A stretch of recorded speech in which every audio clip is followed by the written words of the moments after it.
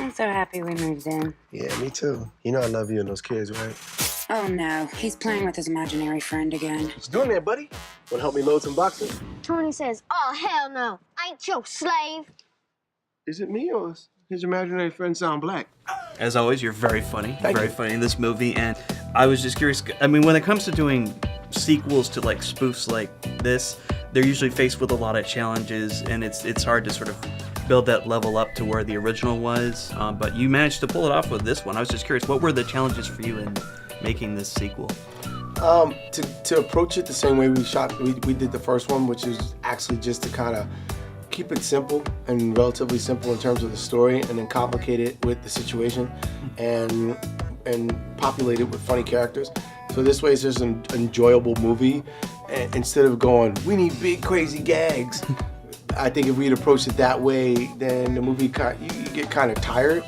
And if you approach it and make it organic, and Malcolm's progression as the character organic with the new family, which is a new well. It's an interracial family, so it's a whole new well of comedy. Now you experience it not from the whole black point of view, but you experience it from the black, the white, and the Latino point of view. I just think that it kind of the goal was not to be desperate, because I'm already desperate. If I have a situation, I'm gonna be desperate. So the less is more approach. Where do you get all that energy from? I don't know. Because I have such a passion for what I do, man. I love making people laugh. I love being silly. I like making myself laugh. So when I just zone out and have fun, I find that, you know, you do a take and you finish it and everybody's laughing. You got the craft service person laughing, you got the grip laughing, you got the cameraman laughing, you got the director laughing. That makes me feel good. I knew I did something. It made me feel accomplished that day. You know, I travel the country every weekend just making people laugh, and so I'm addicted to laughter. I'm addicted to making people smile. That makes me happy. I mean, you've managed to go from doing comedies like this and scary movie to movies like Requiem for a Dream, which was brilliant. Is it brilliant as it was psychologically damaging to Yeah, it watch? was. I call my mother after the movie. I was like, I'm so sorry. I'm sorry, you're lonely. I'm so sorry. You know what I'm saying? It's like, hey, I'll make sure you know I'll never do crack. I'll never do coke. I'll never do that. I won't even drink soda anymore. Just it really had that effect. I could only watch Requiem one time, which was at the premiere. After that, I've never seen it again. Yeah, I remember watching it in a movie theater that was sold out, and it's just like we all came out of it shaking. He's just like, okay, where's the pills? I need some. Yes, I think Tyler, I didn't even want to take Excedrin after seeing that movie. That's how freaked out I was. Aha! I got you. What the? Oh! You want some of that? You can't kill Why do me, you have to do that? baby. Oh my god. You can't be jumping out on brothers like that. What do you look for from a director when it comes to doing comedy? From a director? Mm-hmm. I look for a director that is easygoing. Because when you're doing comedy, you need to be able to let the actors run with it.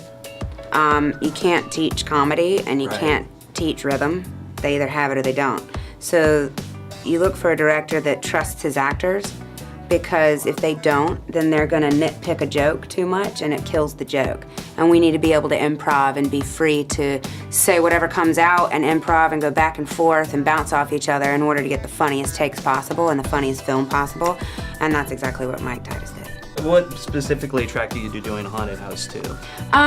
Working with my buddy Marlon. He and I have never been able to work together, and we've known each other for so long. It was like time, you know, and everything kind of fit perfectly. It's shot in LA, and it was a great character for me to be able to play. He and I, you know, have a lot of respect for each other, and we both love to push the envelope and aren't afraid. You know, we're both uninhibited and high energy.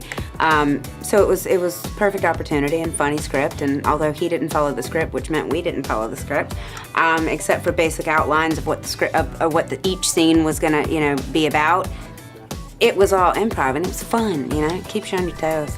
This movie really has no bounds. The comedy has no bounds in this at all. I mean, was there ever a moment where you're like, maybe we shouldn't go this far, or did you instead say, like, we haven't gone far enough with the joke or something? I think we all kind of had a really happy medium, an idea in our heads of where it needed to be in order, because we know what we can put in a film and put out in theaters, and we know what we can't. So we pushed it as far as we could, and made as much fun of stereotypes and as much fun of, you know, this genre as we possibly could. And you know, this film was really put together in editing because we did every take different from the last. So we had, you know, if they took all the footage from the film, you could probably put 4 or 5 different films together, individual, that stand on their own, because we really did run the gamut of jokes when it came here to this film. And I think that's what, you know, shows on the screen is that you really do have the best takes and the funniest moments in one film. Get back, bro. You don't know me like that. Get back. All you gotta do is let them in. You talking about demons? Worse, the Kardashians. They got Lamar, they got Kanye. They gonna get your ass. It's called crack, man. Gotta get you some. You gotta get you some. Yeah. Do it every 5 hours, man. Get you a hit. You be 5 hours deep. It's about that time. Hey, better than crack, y'all.